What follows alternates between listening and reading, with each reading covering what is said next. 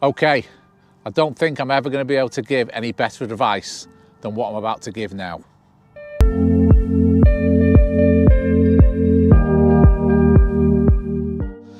Today we're going to be discussing golf psychology and how you can think better on the golf course. It was only when I started to fully understand how to think better on the golf course that I started to fulfill my potential. It's something that I've read up on a lot, it's something I've researched a lot, and it's something that I've seen that works. And the best thing about it is it's not dependent on your golfing ability. We can all think better on the golf course. We're talking about playing the golf via a process or playing golf via an outcome. Okay, let's get cracking. The outcome-based golfer basically plays golf, and this is 99.9% of golfers, by the way.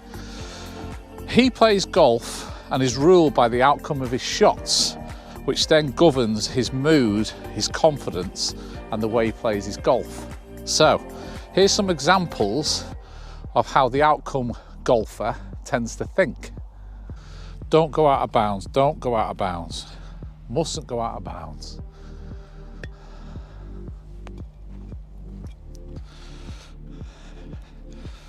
Don't go out of bounds. Don't go right. Oh, for God's sake, I've hooked it again. Jesus. Oh my God, I'm miles under my handicap in the competition. I've only got 5 holes left. Oh, come on, if I can just get this one on the green, then if I can make a par on the next, and then I've got a par 5, and maybe I can just get through the last 2 holes, I could actually win the competition. Oh God, why did I have to leave it here? Got to go over this bunker. Oh, I chunked my last chip.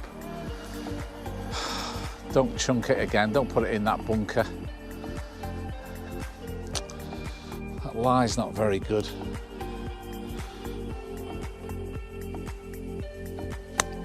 Ah, I knew I was going to do that. So there's some examples of how an outcome golfer tends to think. So the outcome golfer is on an emotional roller coaster during a round of golf.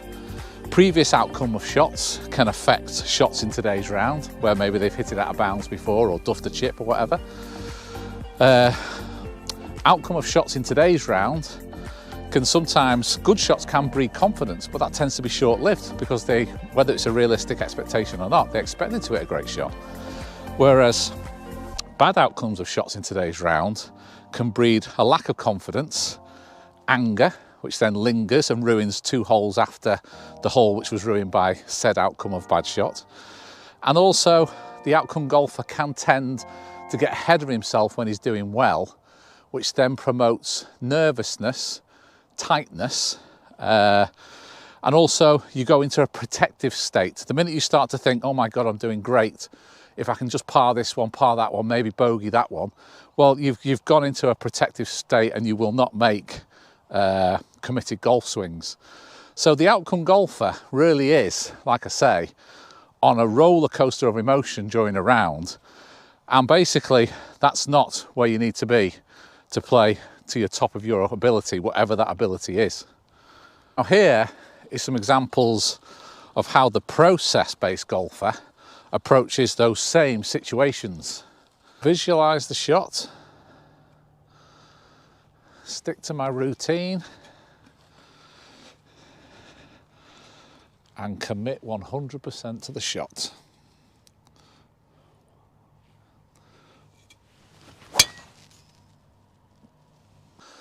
Visualize the shot, stick to your routine, and commit.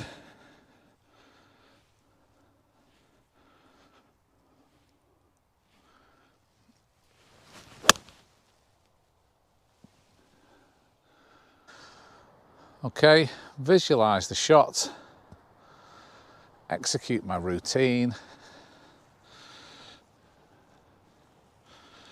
and commit.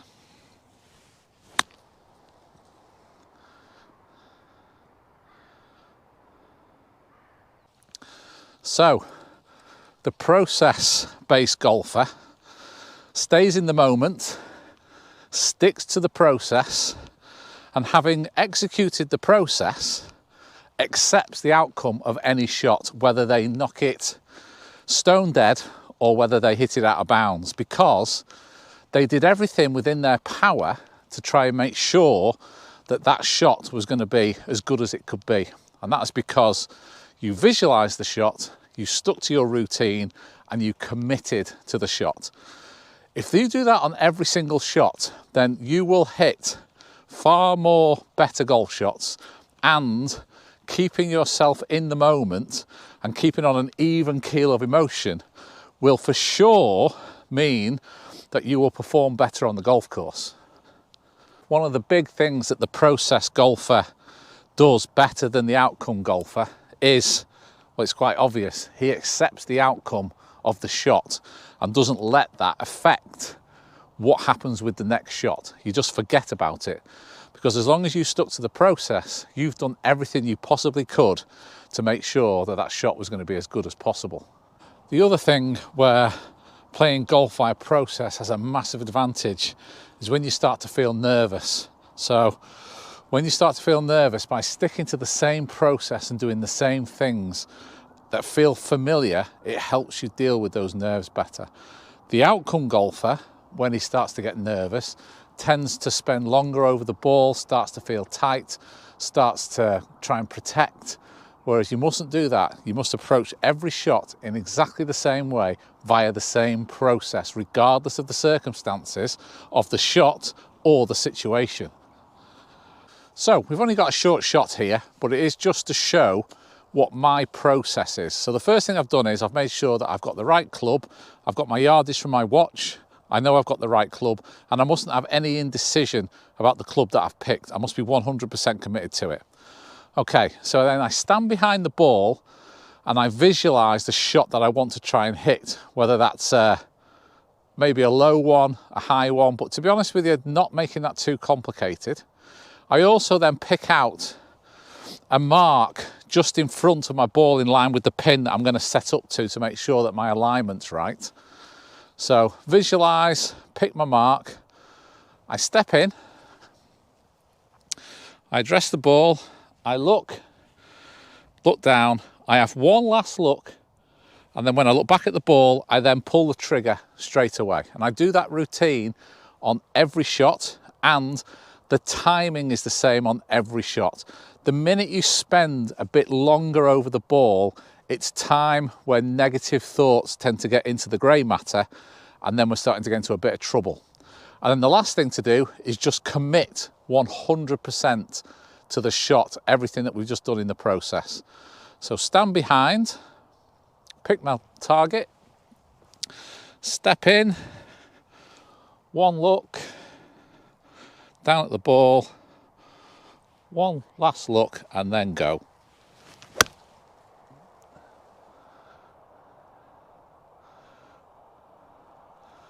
Right at it, just a bit short, but it doesn't matter. Okay, that's on the front of the green.